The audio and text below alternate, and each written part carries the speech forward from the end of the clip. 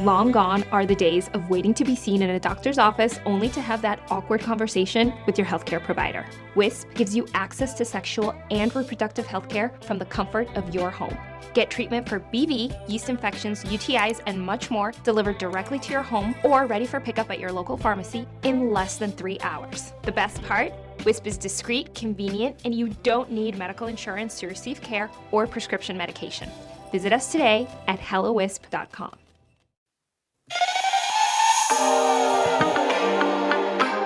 Robert just yelled at me. We were having a really good conversation, and he was like, "This is start the show." And I was like, "What show?" And he sang this song. Start the fucking show. God damn it. It's not much more time before I go, and we have a lot to say about how Mistress Brooks is a beachy way, and we'll cue the sniper girl. That's right, everybody. We're gonna be a lot of Mexican talk today, and me. I don't know where Robert's gonna fall, but I'm gonna have some not so nice things to say about Mexicans. Now, for those of you who, for some reason, whatever, like, I'm gonna try this show for the very first time, and I'm gonna start with the Rulaska Thoughts All Stars 10 episode 5. I am a Mexican American. So is my co-host. He's also Mexican American. Robert Mata. Hello, Robert. How are you? Hey, Joe. Happy Pride. Happy Pride. I'm doing great. Last week we had very limited energy, and then we got off the microphone and had a whole half hour, much more energized conversation.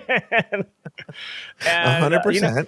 I really came in. I was a little scared this weekend. It is the first Pride weekend in LA. We have 2 back to back. And after 3 full days of function, party, club, sleigh, bed, function, party, pool, club, sleigh, I really thought I was going to be depleted, but I have so much energy this week. I'm ready. That's great to hear. And I have so much energy because I don't have to work today. Word. Well, I'm working right now, but I don't have to work. I don't have to immediately leave and then put on scrubs and all this shit and go to work and do all that. I have a reprieve today. I'm going to a graduation. Now, before we get into anything, though, Robert, did you listen to the episode yet? Recap. I did. I have done all of my homework. Now, you got a shout out. A couple of times you got a shout out. What was your reaction when I said I call balls and strikes? I laughed. I chuckled. If you think you're an umpire, girl, then think you're an umpire. It's none of my business. Oh, I got to call my brother. I just saw this. I can't believe we're talking about sports on here. I just saw this TikTok about some baseball team called the Rays. I don't know where they're from. Atlanta? No, that's the Braves. Where are the Rays from? That sounds like a minor league team to me. No, this is I don't actually watch baseball when I'm not physically at Dodger Stadium, though. Okay. Or and this guy, if I'm hanging out with my dad or brother, maybe. This guy was at bat and he tapped his helmet and they threw him out and he had a fit and blah, blah, blah. Okay, I'm like, what does it mean to tap your helmet? I don't know. Anyway, Robert Mata, I wish we would have recorded what we were talking about. We had a long ass 17-minute conversation about Miyazaki and, gossip among friends and, posters. I was showing him different posters I might hang on my wall. All Disney themed. I think you should all know. No, they were not all Disney themed. Lies. Who are you, me? 3/5 of them were Disney themed. Well, hold on for a second. I have an entire 2-story flat file cabinet of posters. I just showed you the posters that will fit on this wall right here. I didn't even show any of the posters that wouldn't fit on there. Anyway, so if we would have recorded it, that would have gone right on to Just Between Us Girls or something akin to that. And you can get that over at patreon.com/afterthoughtmedia. A lot of exciting things going on over there, Robert. And they keep getting more and more exciting. I'm always, because I think people need an entryway. I think you need a gateway drug. And that's why now I plug the free version. If you just download the app or if you go on the website, patreon.com/afterthoughtmedia, you will sign up for a free version. Now go ahead. By the way, if you want to do the premium membership, more power to you, mama. Executive tier, exclusive tier, any of those tiers, please. Yes, thank you. You're supporting in Pride Month LGBTQ media. But what I'm talking about right now is the free one, where you get access to our free live shows. You get access to hundreds and hundreds of hours of free content. Someone just wrote to me, actually, to tell me, even though I think they're a paid member, but I think they're a new paid member, that, oh, yeah, you can weigh in on this, Robert. I'm going to read this email here. I'm going to read the email the person sent me. Okay, here's the email. I started Sydney Gaze yesterday, and I'm at season 3, episode 1. This is the funniest podcast I might have ever listened to in my life. My daughter thought I was crying and came to my room to see if I was okay. I was just laughing so hard my eyes were tearing up. Guys, this Sydney Gaze, such quality content. Go over to patreon.com/afterthoughtmedia or go to the app. It's free, by the way. What I'm telling you, you don't have to pay for. It's available for free on the app. Go to collections. Robert scrolled all the way back to 2019. You don't have to do that. Download the app, go to collections. It's all right there. Anyway, Robert, quick question before we go into the break. No, let's go to the break and we'll come back and we'll talk all about this. We'll be back right after this.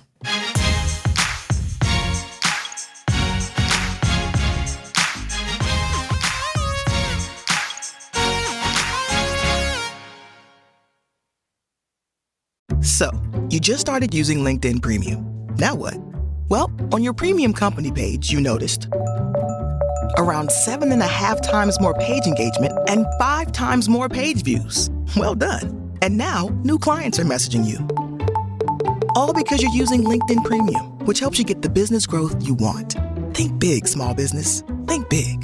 Start your free trial at linkedin.com/premium small business. That's linkedin.com/premium small business.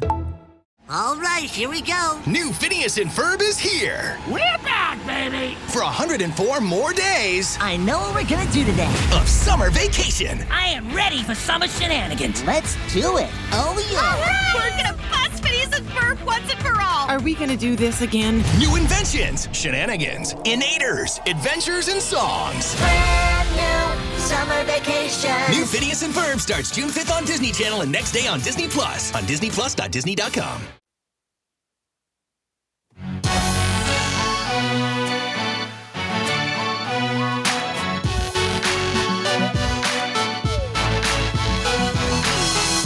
And we are back. Now, Robert, you got another mention on the show where I talked about a rant I'm going to go on that I can only go on with you because you were also Mexican-American.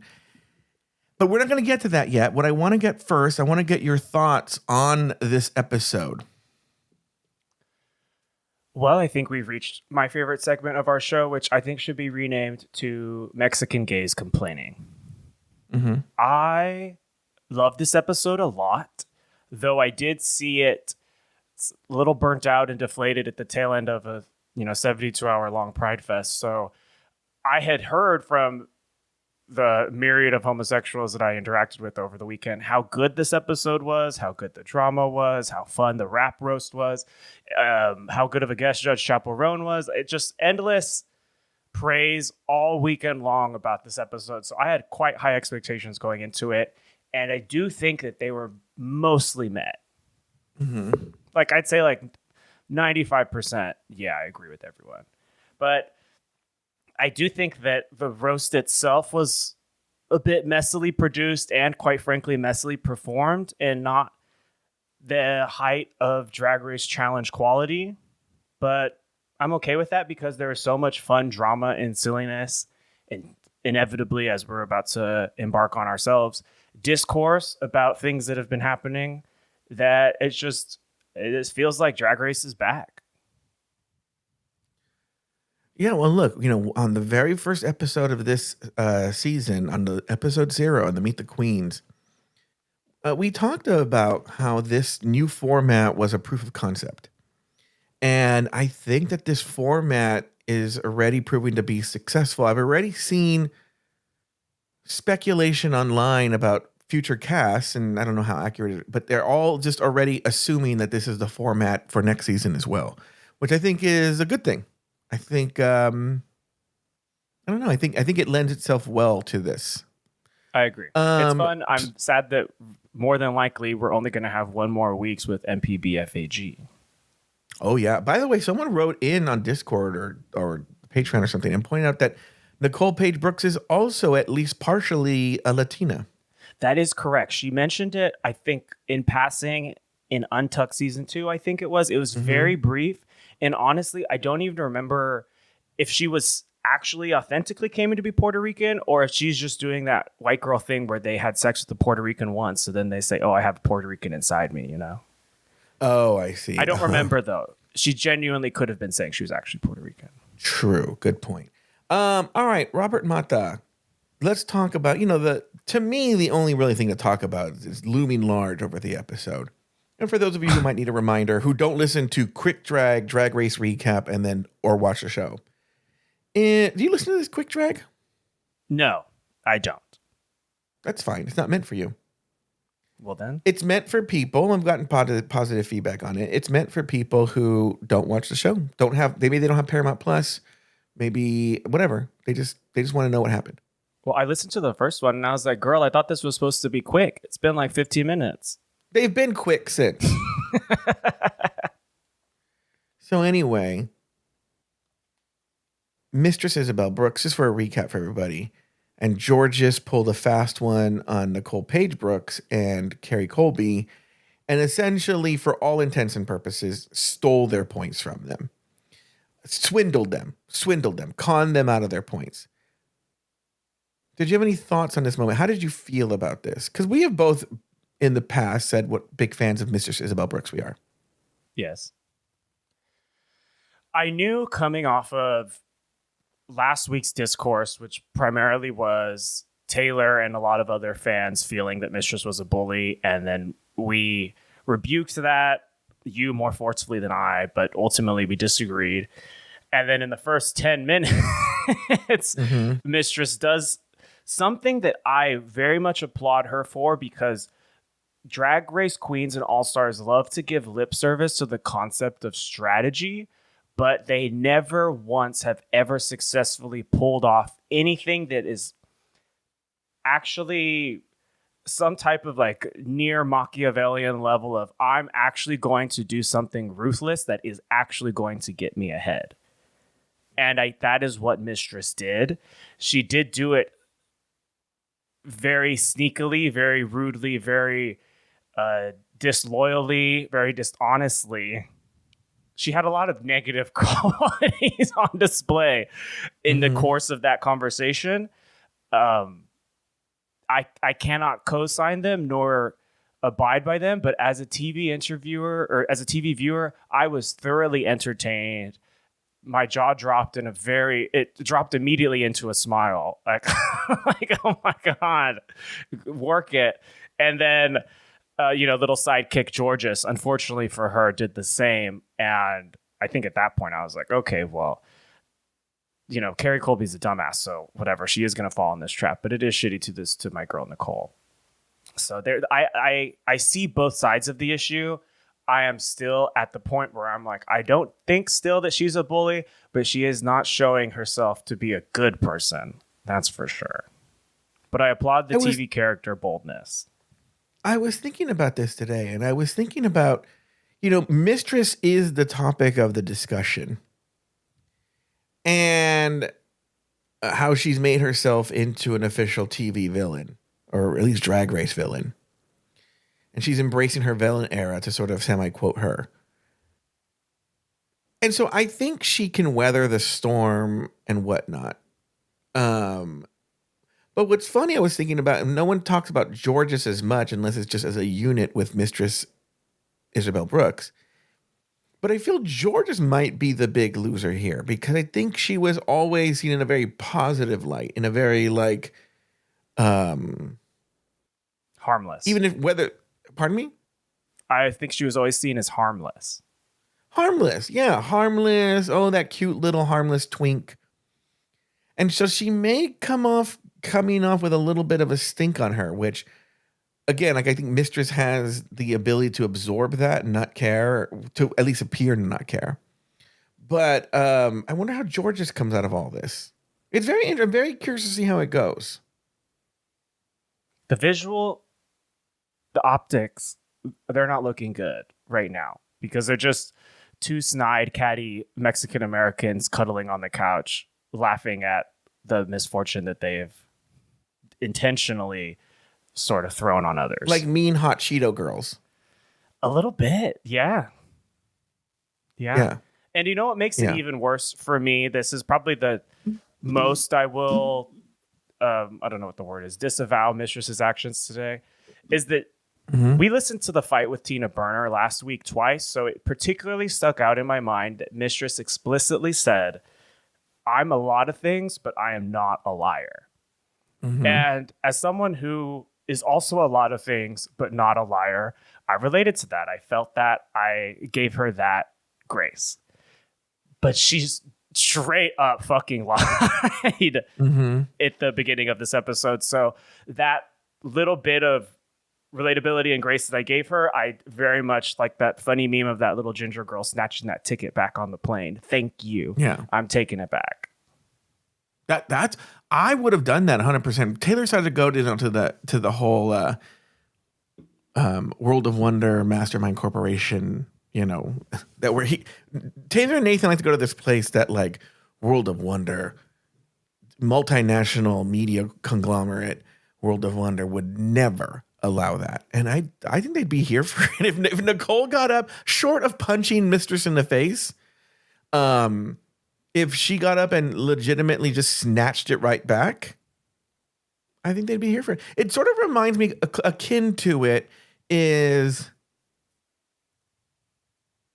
who's the one that left the nasty note in All Stars 3? What's the story behind that? That would be Thorgy Trixie left and Shangela. it. Yeah, Thorgy left it for Trixie, and it said, fuck that shady bitch Shangela. Oh, okay. And I don't know why this comes to my mind right now in terms of this. I feel there is something where somebody did go and get something or go and grab something. Like, for instance, here's a good example just of a recent season. No one stopped in production. No one stopped Lemon Bar. What's the name of the one that won? Lemon Bar? Are you talking about Anya Nerve? Anya Nerve. No one stopped her from taking the gemstones, or no one stopped Arietti and whoever from spray painting. They could have easily said, no, that's not that person's. That's not a tarp. That's an actual piece. No one stopped them. They got to make TV. Yeah. So if were Nicole or Carrie to get up and just snatch it out of them or grab it from them, I think they would have gone for it. There's no rule against it. I'm taking it back. The rules in general are very vague. Do verbally stated agreements count? Evidently not, because Mistress verbatim said, you give me your point, she'll give you your point, and then vice versa. Like that, that really can't be debated in court of law, of homosexual law, jurisprudence. So I think people would have lived for it, if I'm being honest, but I could see how it's hard to think about it in the moment. Okay. Now let's go to the topic I want to talk about. And I want to amend, since recording recap, which we recorded on Saturday, I've thought more about this, and I do want to expand it beyond Mexican people. I don't think it's particularly to Mexican people. I think it speaks to people who move to a new location to pursue their dreams, we'll say. So it could be, maybe this is true for other countries. I don't know. I'm only familiar with Mexico. And there are a lot of fucking Mexicans here in LA. And also, but also it speaks to, because I was thinking about this in my time doing stand-up comedy, not only was it a known fact that comedians hate magicians, but which is being debated to this day. Yeah. Oh, it's a big debate. Every outlet's talking about it. Yeah. But it was a thing that I noticed, this is just an empirical observation, that the comedians who moved to Los Angeles from another part of the country were much more ambitious and willing to be cutthroat to get a spot, to get a this, to get a that, to get ahead than somebody maybe who grew up at least in Southern California or even California. And I don't think it's because people outside of California are like that. I just think there's a certain type of person that leaves their life and moves somewhere else to get something. But in my experience, but we'll leave stand-up comedy behind. In my experience, Mexicans from Mexico are some shady, shady ass motherfuckers, man. And I have stories to back it up from my own personal experience, right? Now, what's funny is neither Georges nor Mistress are from Mexico. They're from Texas. But I'm equating them with that because Texas is so fucking close to Mexico. So is California, but I'm still going to do it. So before I go on, Robert, do you have any thoughts here about how fucking shady Mexicans from Mexico are? You know, for me, it wasn't so specific to Mexicans from Mexico. It was just broadly viewed through my own experience and my own lens, which is knowing that people who are forced to spend so much time disenfranchised and therefore have to find whichever way to make a path towards success will often be able to engage with, to use the word a second time, I apologize, slightly more Machiavellian concepts about, I can see the underhanded way to achieve success and I can see the legitimate, happy, loyal, quote unquote, nice, proper way to achieve success. And when one is threatened with really a sad, poor, empty, disadvantaged life, and knows that because a lot of their other people around them have been subjected to that sort of disenfranchisement, then they're going to be more prone to take that cunning, manipulative, underhanded, slightly Machiavellian approach to make sure that they do not become the person that they see and judge in their own life.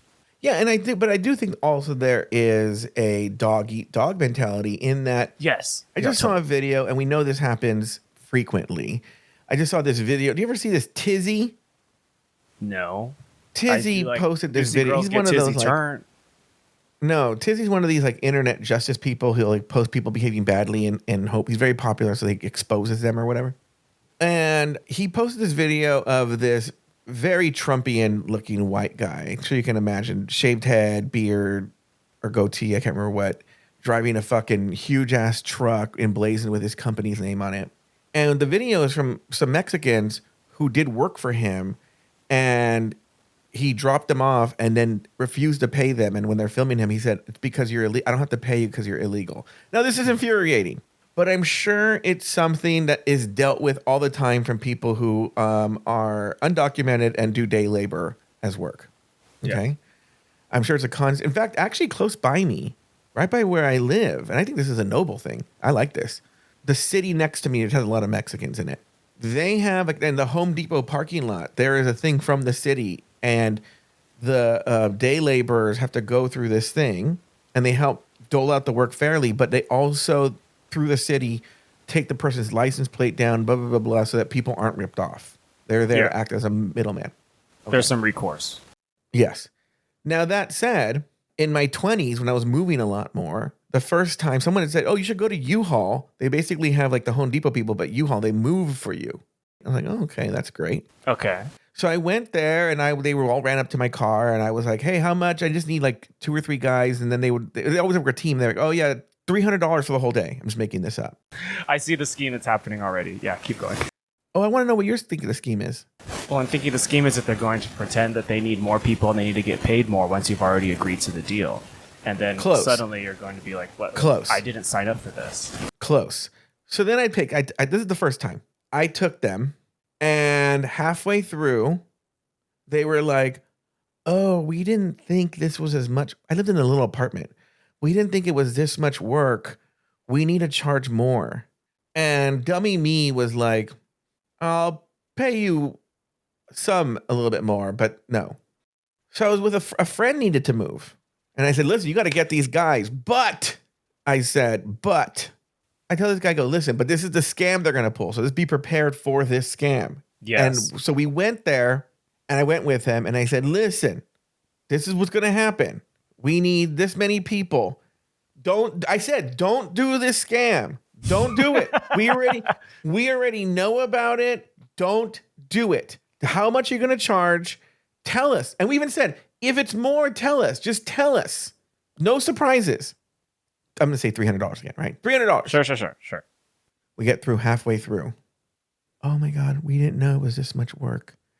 And the guy I was with, I will say, had balls of fucking steel. They have to. And he goes, okay. He goes, I'll just pay you for the time you're here and I'll drive you right back. And they all of a sudden, dude, the fucking tune changed. And we got it for the money they agreed to. And they even got tipped. But again, I understand why they're doing this, because then they get fucked over too. It's a whole thing, right? But the Mexicans and I have other stories, but this is one where I had a counter, fool me once kind of thing on the situation. I just know, and I have a billion stories like this, that Mexicans from Mexico are fucking, I'll even be generous about it. My cousin says, hustlers. They fucking hustle. And there's a positive side to hustling, but there's also a negative side to hustling. And that's essentially what we saw here was Mistress and Georges hustled them. Not to be too much of a bleeding heart liberal about it, but why are people hustling so much? Because they're in a state of desperation, and those extra $20 could genuinely mean the difference between their daughter eating that day or not. I understand that, but like in this instance, we told them, just tell us the price. Well, for sure. No, but you still invited the vampire into your home. That is true. And that's why if you are going to have off the books contractors, you do also need to have a strong spine and be ready to negotiate the whole time. You need to watch those roofers and make sure that they're actually doing shit. You need to watch the plasterers and make sure that they're not just taking smoke breaks every 5 minutes. Like, unfortunately, it's just the reality of doing that type of work. And I want to say something just to be on a little bit more on the Robert side here is my parents, quote unquote, discovered this undocumented Latino guy who was working for a guy that cleaned their carpets or something like that, right? And they hired him for a side job. This guy is so fucking talented. Like literally, even if he were a legal contractor, would be the most sought out. I mean, he is so fucking good. Like top notch. And he has since then grown to be so busy, he never has time to do work for anybody, except he always does it for my parents because they essentially discovered him, right? And so he'll always make time to come and do whatever they need him to do. Yeah. But, and he's very honest, really good, gets the fucking job done, doesn't fuck around. What's funny though, to go with what I said though, is I also think he's low-key gay, by the way. I think there's a lot of DL gay. Mexicans, right? Not DL Mexicans. And actually, he's hot. I wouldn't hook up with him, right? That's why you think he's gay. No. Let me tell you why I think he's gay. First of all, he's married with kids, but my cousin could tell you stories. Yeah. Most of the people he hooked up with in his 20s were all undocumented, married with kids. Anyway, every single time his assistants are the cutest fucking little chunty twinks, man. Oh my God. So cute. And then they're always ripping him off. Not the money wise, but they'll like then go and start their own business and compete with him or something. Oh, I hear a lot about this through and that they call themselves the blue collar side of the family. Yeah. A lot of drama in the construction sphere. Let me tell you, they had a big podcast fallout with my uncle. Oh, that's right. You were telling me about this. So much drama. So, so it'll be this thing where like, he teaches them, he trains them, and then they start poaching his clients. Yeah. And saying they'll do it for cheaper. And so why? Because Mexicans from fucking Mexico are shady ass motherfuckers, right? Because everyone's just trying to fucking get some of the piece of the pie. And if you don't grab it yourself, someone else will be hot on your tail to grab it themselves. 100%. But anyway, I mean, obviously Georges and Mistress are not from Mexico, but they're displaying some fucking OG Mexico shit, man. And I'm gonna even tell you something. Oh, I can't say this on the air. Never mind. I'll tell you off the air. Well, we can stick with the truth, which is that we are witnessing crabs in a bucket mentality at the same time also by being Mexicans, being like, you guys don't have to be such nasty, cruel, vicious, swindlers to get ahead. I'm going to actually clip this and send this to my adopted son, Armando. I was thinking about this the other day because Armando is in a business that I know someone I can connect them and they can help each other out. Right? And I was like, do I introduce him as my adopted son, Armando? Do I introduce him as my son, Armando? Or just not say anything at all? I would start with mentee, and then if they ask more questions, say, well, we really have this like a stronger relationship beyond just the standard cold mentor-mentee relationship. Yeah, you know why I say it, actually, why I want to say it, if I'm being completely honest, is because I think I'm gay, and he's this like handsome young Mexican guy that people will think, oh, okay, he wants to fuck him, right? Well, sure. And so I think if I put that sort of like filial would be brother, is it all family? Philly's just like an attraction. Family-like relationship onto it, it removes the suspicion of sexuality. Yeah. Does that make sense? Yeah. And that's even though we do have that relationship and he and I have had that conversation and we do see each other that way, I think I like to add it because it removes any sort of stigma or suspicion that I'm just trying to fuck this guy. You will never convince anyone past their initial impression. So even if you tell them it's a more familial connection, and they will still think that you are an older guy with a good-looking younger man. So good luck changing that impression, really. But I'm gonna send this clip to him because he is OG Mexico, and even though he was born here, but he is. And I wonder what he would have to say about this. Very, very curious. Very curious. All right, Robert, any other thoughts on this episode? My favorite line of the episode and my favorite read of the roast was not even in the roast. It was Nicole Page Brooks immediately being possessed by the spirit of Mythia, and upon being asked what accomplishments have the Atlanta Brooks done, she just said, without skipping a beat, "You're online all the time, just look it up." I have been laughing about that all weekend. It cracks me up. It's just such a like quick just destruction of Mistress's character. Like, shut up, you chronically online troll. You can Google it. But this does bring up something I brought up in the episode, which is that Mistress aligns accomplishments as only being accomplishments made on RuPaul's Drag Race. That you can be more accomplished in drag other than RuPaul's Drag Race. There is a drag queen out here I think she's a Long Beach drag queen, but I think it expands to Los Angeles as well, named Jules. Mm-hmm.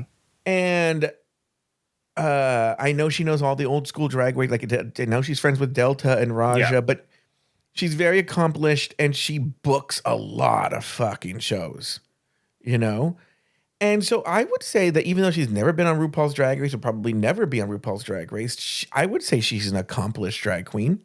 Or what about the her and the her and the her? They've all accomplished things. You know who I'm talking about. What's funny is I'm saying this. You're talking about like Hedda Lettuce and Varla Jean Merman. Yes. And then name the third one and you will be 100% right if you'll be 3 out of 3. Peaches Christ or Coco Peru. Nope. Coco Peru. You had almost, it's 3 out of 4. There you go. 100%. It was Coco Peru, Varla Jean Merman. Merman. Yeah. And Hedda Lettuce were the 3 people I was saying. Yes. And those are the biggest names from pre-Drag Race. So, and also Peaches Christ. I didn't even think about her. Yeah, 100%. Yeah. Would you say they're not accomplished because they're not on Drag Race? Would I sit around and say the Sisterhood of Perpetual Indulgence is not accomplished because they haven't been on Drag Race? 100%. Don't come for Sister Roma like that. You'll get your and it's just like list your accomplishments, And so it's like, well, what does that mean? Because honestly, if I'm being completely honest, Peaches Christ might be able to make it in Mistress's world because she does produce very big shows and whatnot. But if you really think about it, like, what are other tangible accomplishments in drag besides winning a pageant or RuPaul's Drag Race? Nowadays, of course, it's the influencer sphere. So that is the metric for success. In the old times, it was getting a short stint on a TV show. Obviously, Willem was came up in that way. So that was a barometer of success then and still is. What else? I guess social media, the YouTube shows, which honestly Mistress is, kind of the reigning queen of YouTube at the moment. Yeah. So, so what I was going to say is, so this Mistress should shut up. Okay. Did you have any thoughts on it, by the way? I asked your thoughts and I gave my thoughts and never asked your thoughts. No. I absolutely 100% believe in the fact that Drag Race is not the end-all be-all of drag, but even still, we wouldn't be having this conversation without it. So I was thinking today, this is a little bit of nerdy guessing here, is we don't know what order these groups were filmed. There's no way to tell, and my guess was that if production wanted to be fair to Lydia, they would have put her in the last group to be filmed. For some more time. For some more time. And the way but we don't know where Maddie Morphosis was in the groups. We're assuming because Lydia replaced her, she's in this group. But I was thinking, I wonder if they moved people around and maybe Phoenix and Nicole could have been together. Because it would have made sense the way they put Bosco and Irene in the same group. It would have made sense to see Phoenix and Nicole Page Brooks in a group, but I wonder if they had to move people around to fill the hole with Maddie Morphosis. I don't know. Maybe, who knows? I'm just guessing, speculation here. I mean, I can't remember if Phoenix is Nicole Page Brooks' drag mother or the opposite. It's the opposite. Nicole said it in an episode. Yeah. So, because that would have made it a little more interesting competition-wise about who they're giving points to and they give it to each other and whatnot, as we saw with Bosco and Irene. And as we're seeing with Mistress and Georges, because they're like, we've been friends from all the way back. And I'm exactly. Like, 2 years ago? That's what I'm saying. They were putting people in these kinds of groups to begin with, and I think it had to be moved. Okay, so I want to do one last thing. I did play with ChatGPT. I'm not going to bring ChatGPT into this, but I do want to do the same thing with you. Let's game out the rest of how this can go. Okay. So first, let's, ChatGPT can't reason as much as we can with all the knowledge, unless I feed it, and that takes a whole bunch of steps I don't want to take. So there's some things that we know going into the next episode. It's a rusical, correct? Yeah. And so certain people are going to perform well. Also, just what we know, how people are just going to perform in general, and also where things stand with the points. The way things stand with the points right now, Mistress and Georges have 4.5 points each.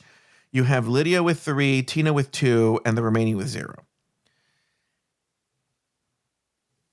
How do you think it's going to go next week?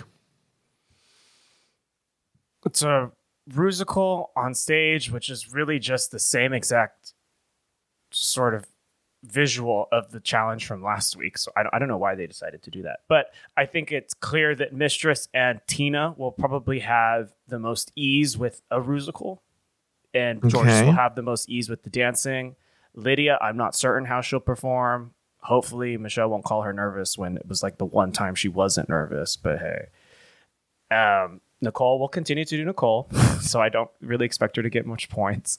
And I completely forgot Kara existed, so we'll go with that. It seems obvious that, to me, Mistress and Georges are almost definitely going to move forward. And if Tina or Lydia win next week, then they will move forward with those two. The 0.5 points is such a stupid concept to me in a funny way. How did they have badges prepared with 4.5 on them? They clearly planned on giving a double sachet or double Shantae. Because it does lend itself to a very interesting thing that might happen, in that somebody like a Lydia or Tina could edge out one of them by a half point. In my Drag Race wet dream of this all, they will revolt against the Mistress and Georges tomfoolery and decide to pool all their points to knock one of them out as revenge.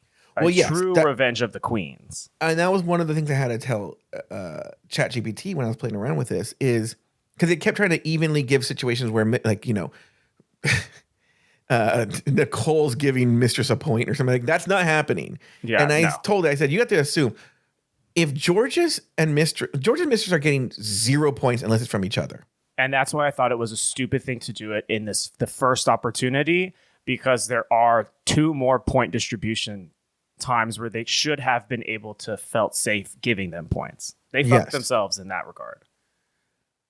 Well, I still think, and I still hold that this was a last minute idea from Mistress because her feelings were hurt because she didn't win the top 2. Yeah, I stand by the fact that she's still, I don't think she's particularly clever. So I do think she was overruled by emotion and tried to say it was something calculated later. Yeah. So let's look at this. So let's say they don't place, okay? If they don't place, they're going to give their points to. So in other words, let me write this down here. If you have Lydia in the top, so let's say Lydia now has 5 points and Tina will have 4. Okay. And then now you have, we're in a very interesting thing here. Okay. It's March Madness up in it really is, because now you have, they're the top 2, which could conceivably happen. It could conceivably happen. It could. Mistress and Georges now have 4.5, 4.5. That means Lydia's going through for the most part. But then, yeah, you're right. Yeah, they're fucked. If that happens, those girls are fucked. They need to create a anti-Georges and Mistress front and unionize and pool their resources, decide who the chosen one is. That's the way to go. It's the only way to go. If they each give one to Lydia or Tina, they're out. But then one of them would be third. So it would be Mistress or Georges. And then, that leads to a delicious thing where RuPaul would then decide who of the 2 goes forward. That could be fun. That could be similar to that moment where they double eliminated Jan with 2 lipsticks because they all voted the bitch out. Yeah. See, that leads to the time where Mistress and Georges are tied and RuPaul has to decide. That could be very interesting. Now, if Mistress and or Georges win, I'm just going to keep them as 1. Then they'll have 6.5. And then you have 4.5. This 0.5 is so they'd have to throw their points behind one of them. Huh? This 0.5 nonsense is so stupid. Hot to Go is a perfectly fine song. It is not a good lip sync song, and they both did not do well. Yeah. This 0.5 they did. And but that's why I'm surprised. I'm wondering what was going on with Georgia. Am I wrong? She was giving, the energy wasn't right. I don't know why. It's not the usual Georges energy. No, but that's also because her face did emote a touch more. But also, Hot to Go is not a particularly emotive song. It's literally pop nonsense. So, interesting. Okay, well, I don't know. Why don't we call it a day there? I'm like, I'm going to go to ChatGPT. I will post this somewhere. What ChatGPT March Madness spreadsheet. My March Madness spreadsheet, all the different ways it might go. All right, but why don't we call it a day there, Robert? That's for the commercial. What the fuck am I doing? Robert, what do you got going on over the next week? Oh, we're going to see each other on Wednesday. I will be checking my Target account endlessly to see when the fuck my Switch 2 will be arriving, because Best Buy decided to screw me out of picking my order up the day it releases. So did you hear now they'll be able to buy some at Target day of? Yeah, but I'm not the kind of bitch who lines up. I'm a grown-ass man.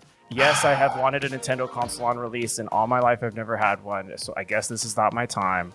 But you know what? I'm going to go hang out with my friends, hang out with my boyfriend. And when my Switch fucking 2 gets here, and then me and Dolphin are going to ride on Rainbow Road as God intended.